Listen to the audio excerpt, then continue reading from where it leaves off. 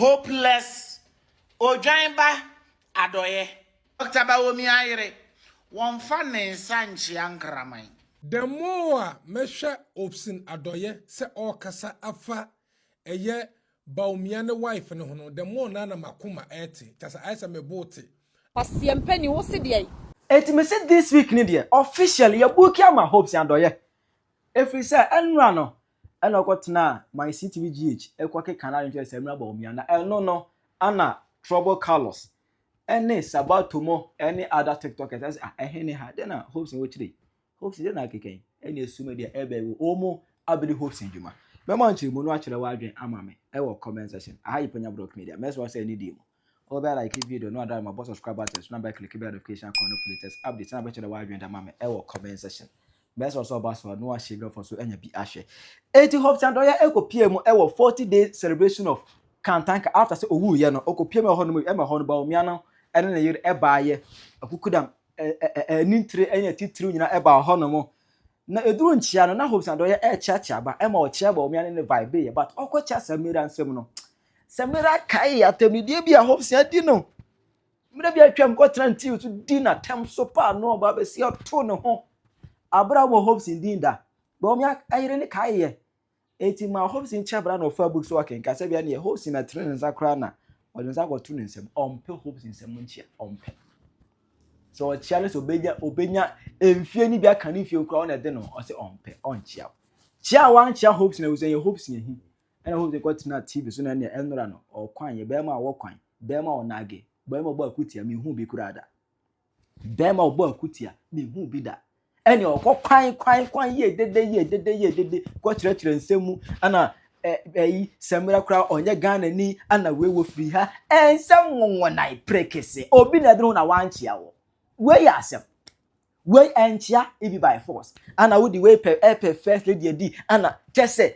enchia ye by force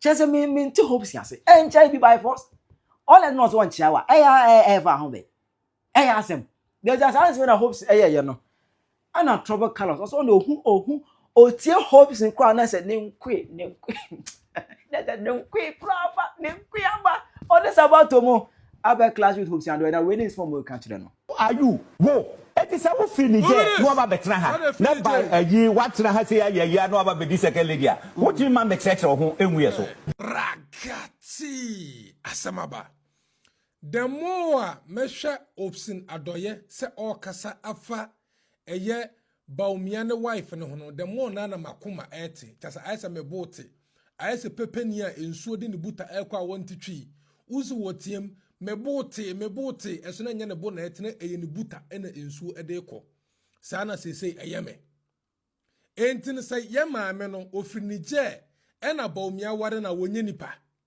ye be won wo Ghana ena na busuafo ofri Niger kora na se sa na te a onye Ghana ni wonye nipa wankasa wonu muto wosi enipa a wode ni firi beni ebaaye aka akere ne se osiawa emane nchiaw meaning se wosososo akoba bi am ya ka akere wo se wososo sia na amenchia no eye enu nti ana wuhu na wodi hye wutrim se wonchia no so what about se ba bia wo ko ye ni etwa wo ntro maame no onfa wo nko ba bia meaning se eye wu mom na bia de maame na ko ba bi o se nka ukomia no ena akọ ye cheche mu kiro say woman wa been rough intimate try no there wo then some na wo kan enchase bebre wom because eba na say ena wo bi ote ne ba bia wo da wonwene wo ho de eba say wono ne de wo bekọ ba bi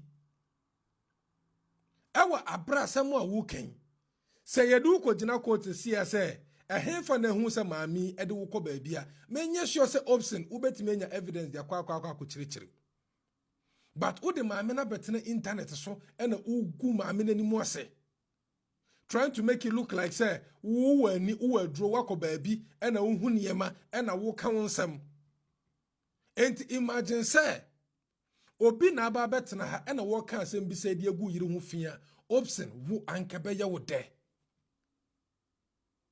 chale ade na oye ne wachi gu hono mu ankasa wan kasa wutrim no ese wutrim sa maame no onchia no because unim se wodi na tampan instead of say obeka no kure no wo de number bi na ye di kan aka kire no say hwan na ka kire no eye hwan na ka kire no Ghana de say ye de bie ni pa say nkoa ni e penti ni pa black sister ya obi betan obi wa wanka so no muto wo se we na so trim sa won tia no chale ko da kidi da bia say yo yen say ye nua nkoa no pe Honorable Hopeson Adorye. Oya honorable on. Okotena TV so okotena ya titie ni ma na de nkofo yire ni mu ye fom. Okotena onia TV na okasase de ope. Uwi a no afafo no aka kire se ni enya video mfa yire ho. Ni enka yire ho asem. Hopeson enya adwuma na ya adwuma kina. Hopeson wo de tena se ne compare wo yire. O yire on the picture na da wono. Compare Bawumia yire. So mu ye the same. Aya kohwe oyire video ko TikTok so ana internet so na ba oyire video na tena TV so na hwe oyire video so woni Bawumia yire ba oyire mani hu bi kura no se me mate ototale me ma ho me mate tane nufu me hu bebre Hopeson enso etimi gancho because yebu oba sa ode Samira Bawumia nim ye fom ukura ya wonu masem ne se na on pese oba che Samira Bawumia because obi aka che se ma on chia wo Entu tru wana hu se wakai de nipa ne kan entu so wonchia no e kyerese na wo so adwen bone wotrim a wo pese wo de bibia wuma no entu wuma na ncha kwa me atiase Hopeson wan wale nyansani ba osem yen kan yerasem ena me kan yerasem oba wale no ne nyansa wo fom na adwene wo fom te na adwene wo so anko betofo mpa so oba ka kyerese se me wura aya wo kasa fo ba ho aya nyabotre na me so me yo ba obi be kam wasem enti na me ka yire wasem e ma na nya oya eya oya de na se wo nim de wo ye oyire otimi no koda ma ho sore kwotena TV ni radio so e kan se muru kire ma e kan se muru kire obi yire Hopeson sa wo ye smart na wo ye obi a wo futufo a enka ba wo se Bawumia ono wo ni asem Bawumia na wo didi na tem no ekufo na da bia wo didi na tem no onye kwani na adoda kufo according to onu masem o video no Hopeson o na na do kwa kufare no onu obi ba na o sore ye o so waka 2023 se won chia no Hopeson a wo tumi ka kire me se won chia kufare na wo bi anchia wa wo se enye ne dai Hopeson bra papa nya botra ho na botra no social media nyo anya wo dia wo anya wo dia na me ya wo se no o ka obi asem obi ka wasem na hu mistake a wo ye oyire ensanfo a wo yire di a friend masama o yiriti o de ne tutu Bawumia yire won ye o de ne tutu Samira won ye o yire national television na paradisen e da o yire ekukum o yire okọ obi ye kura na etimi fina no etimi fina fro na ho videos o yire empress gift no se jama na ye no se kwasesam na ye no se jimi a yenim Hopeson ba wotimi ka Bawumia yire ho asem Hopeson wo se Bawumia na yire no o deserve. So be first lady. Now also they really deserve say be first honorable yire. O yire no deserve. Hopeson, also the honorable. Oh you honorable. I do respect you a lot, but you don't respect yourself. And you don't respect woman. So I will not sit and will give you respect to your wife because we don't waiting for back. And I will need the American. O yire no na damn pass sorry 124. No one say we your bar. Also a Christian Bawumia yire kremoni o tan kremofo because Bawumia no sumo kontu so ta wo na wo ta wo na ko na se chief mamo e kwa chia no un kremofo no mesen Hopeson o ya papa se kremoni biara o yire ne wo twa se kremofo ma o yire ne wo akono se Islam forma hwe Bawumia yire o dress ya hwe dressing wo yire kura ma Kristo so mo nya akono o yire nkrasesam ye too much o yire e ma nyom to kura no e ye Kristo nyom no kura nya makono nkrasesam agrada kan na ase nyina yankota no ampaye mu bi yakota agrada ene ye kan kora kire mina na wo frame na wo kasa menya video nti agrada ene me ye bi atia mina na me agrada ya made ya me de won ya wo kasa wo ba kasa ma ya ade na me pe no kore yes nti no kora na me ye ka kire no tie na supam nti na bufo tie na supam Hopeson mina ba ka kire se woni ndisi fo apransa mu de agrada be ko jeri o me de ne ko yate Hopeson tie no kure ate ewiase we ya fa nko babia Hopeson wona abaka chese na akufo do achemfo obabubuo magutem ampa yate ye bra no yale ewiase ye mfanko bia enso ye beka wasem Hopeson wona aba na de threaten warning e bre we fon so se me enka wasem me enka osu bempa wasem osofo osu bempa sa na meka muna munim adwemponi ehye mutirim a wo ba osu bempa me enka na se Hopeson adwemponi ehye mutirim a o ye video mo osu bempa o timi kase en delete ba ye defend osu bempa de a eno de ye adwemponi amode aso re tia Bawumia nyame be tia mu nyina moka mole mu so kwa lunch na matene Canada Japan UP na matena a mo twan ama no gegbegbe Canada ofram people engu munya se muru na mutina Canada Japan Hopeson Adorye osu bempa sa prophet mo yanka mo asem ba mo ka obi asem mo moye na ne ntimi mo dia yanka mo asem ba mo dia ka mo asem mo kunipa mo be say Canada o say mo nko chinu kuno ameswale wona na ma oba munya ni say Hopeson Adorye asema ye odro osu bempa sofo so a wo say me dituo ni mlantie ni moto aba fie ya twetuo pie bira mo dia yanka mo asem mo dia mo ka obi asem munyina moyire mo nipa mo bom dinga mo wale nkurasefo ma muntie because how so call so for wan wale obanyansani ame ahunu so call and say Canada Japan wan wale obanyansani because no ne yire et wona ne kru TV so no odi matem no otrete obi yire timie musue nyansa mo amoyire mo ete sa no musue nyansa me mo obiadi o me se mo amoyere mo te sa munsuo nyansa eno na me kan me mo obiadi ma mo aseme se mo amoyere mo te sa munsuo nyansa ko mo yire mo ntumfo mo dia mo ye biaye timi kasete na na adodan kwaku faro ya akra oyo mba utimi de yakufu ado ho asem hye omu na wo buade a obi o chewo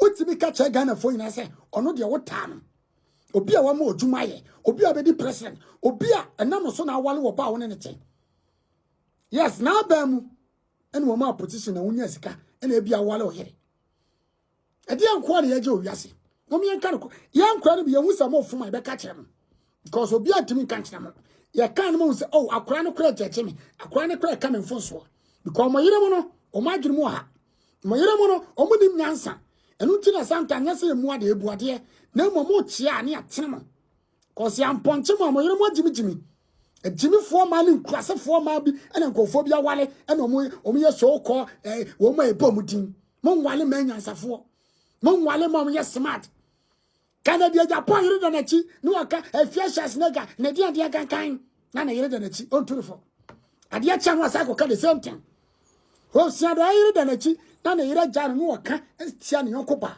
na yire da na chi osofo no bi kra de na ka se woni kra de woni yire ntia mfa nsa emponu oyire obedira to papepe so a no kasa bia omu chale mu mi ka no kra chemu mu tag Hopeson Adorye oyire fa no compensate ma Bawumia ko social media so na ko bo Samira Bawumia ne videos ne hwe na bo oyire empress gift ne po ne videos nkrasesem oyire nkrasesem ya ka no tuma wonte enti ese ka no kra chem enti wona bo me pe wasem me pe wasem pa ba no kra ne de adu ta ma ese ka bi kire because as a abruso wa video akwatena ya titi platform so kan wa kwati onum asem wa contradict ho amo bia hu se na wo adwemponi bi ade ko ho amo bia hu se na wo adwemponi bi se de Bawumia ka so Bawumia yere no obi aka chanse mo chanse mo wonum asem chanse wo ampa se ye no kure se adwemponi tekire enti obi boa nipa ko boa no wonum asem akan o kan twi wan ka brofo o ka twi yete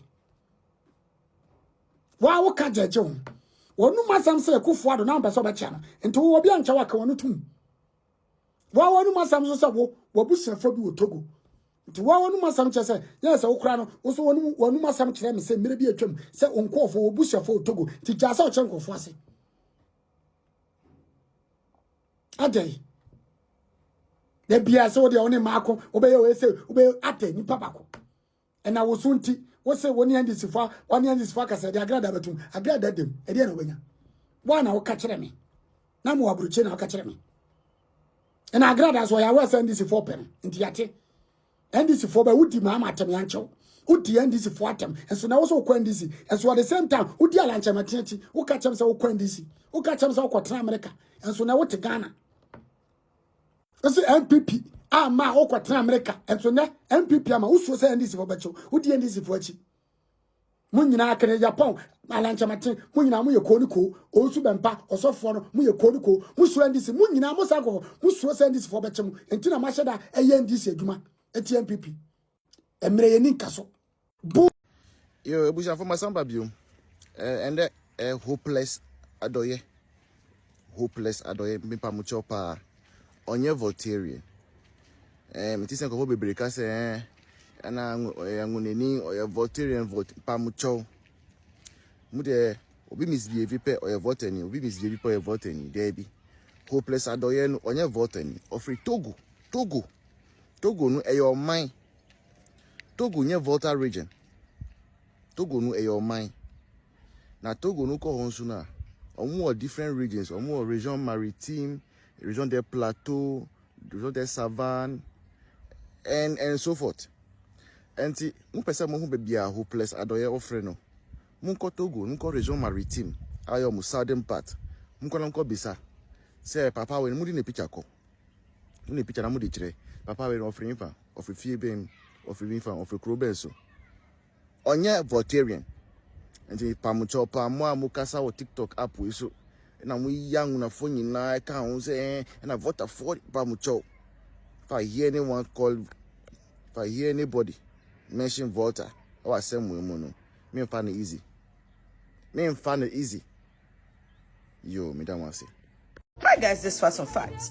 So this interesting story online. And this has to do with the 40-day celebration of Apostle Kojo Safo of blessed memory.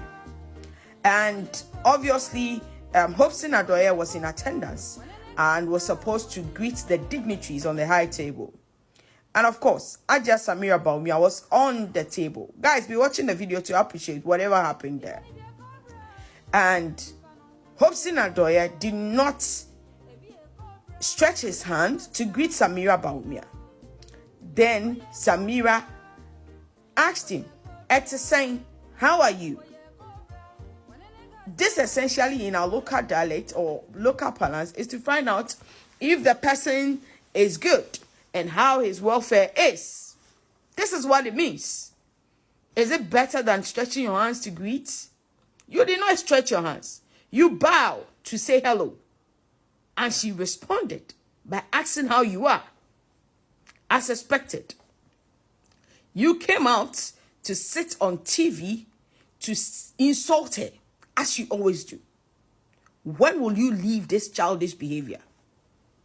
You are always angry when people insult your wife. You are always furious when people talk about your wife. How dare you disrespect another man's wife? Is it because of politics? You sit on TV to say if you dare expose the things she has done in the past, her husband will collapse. So what? Who cares about what happened in the past? If somebody wants to sit down to also denigrate your wife, the way you insult this innocent woman, will you be happy? Why? And now you want to accuse her of voodoo? Come again. Because all these frivolous allegations have been happening for a long time. You sue Agrada for defamation, for calling you names. But I am of the firm belief that you just want to pick on successful women. You are intimidated by strong women. You should grow up. You should grow up because you are embarrassing your wife at this point. A word to the wise is enough. Guys, I just feel like we need to address this man because it's not funny anymore. It's not funny anymore. This looks like witchcraft. I don't understand. See you in my next video. Hopeless Ojaimba Adorye. Hopeless Ojaimba Adorye.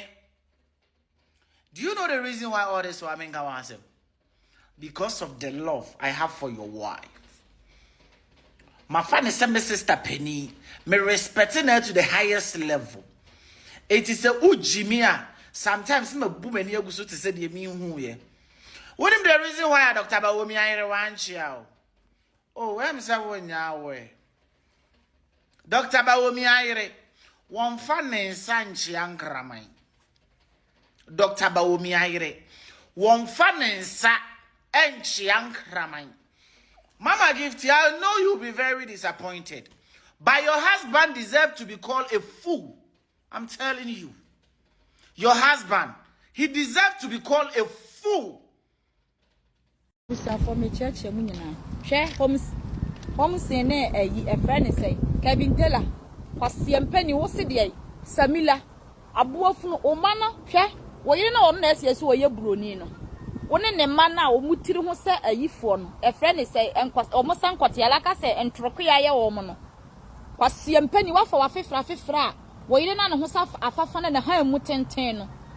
Na ha musa taya yeto na buofunu home set na honum ebedi di agrada to ndi obetena public na numa asema so why fake ya we twem se ayi ohia ni ntima no obedi di agrada ta man ka kan yire no so bedi ho ma okaka so de na court home se wo yire no wo ka se ne yanko ne Samira na oba wa grade ne ho afa na wo yire no pese wo po wo de ne ho tutu grade anga ubadi di na tama public a wo sa akochia no we kan ya kwasiempe Kevin Taylor ne kwasi asa ne sia wo no kwasiempe. Good afternoon. Jidi se bibia kama area we nkomo kakra o ha ne pese minimum di efa Hopeson Adorye ho Hopeson Adorye se wakwa yie Samira Bawumia enchia no o de abetena radio so kan sem opeso oka say deben Samira Bawumia ko baby ama won say enti so uchia your friend is saying Hopeson Adorye Hopeson inti wa uti TV so na wudi mami yatem ensema okafa mami ho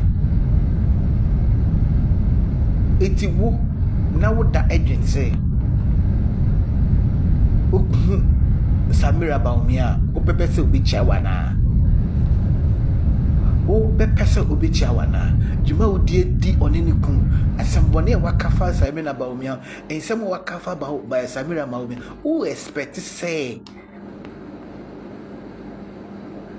ohun obi chawana ade sabi ono de enyemoja na woni mu ana sebo enyemoja na di ni mu afusane ana sabi wo Hopeson Adorye wo ye ni passing Samira ana wo ye ni passing Samira na wa betina wa kotena radio so di no ho atem wadi na tem akeka ne ense emfata a kire no uwi a na wasen abase ohun onchia aden onye nipa se wo yire no wenchia we are nobody to her unyo bia mano wo ye hwan unyo bia wenchia ni chia wenchia unti na be campaign ma ye tuna ya nto aba ma na ye nyon nko anu akọ aba ama wa ye de be welusu hwensema kafa dikun hwensema kafa Dr. Mahmoud Bawumia na hwensema kafa Samira Bawumia abi yen kotin o say your friend is saying wa kotu Samira Bawumia wo Apostle Kwadwo Safo 40 days funeral ntino o enchani ntino na betina CTV complain say obujuju uni hu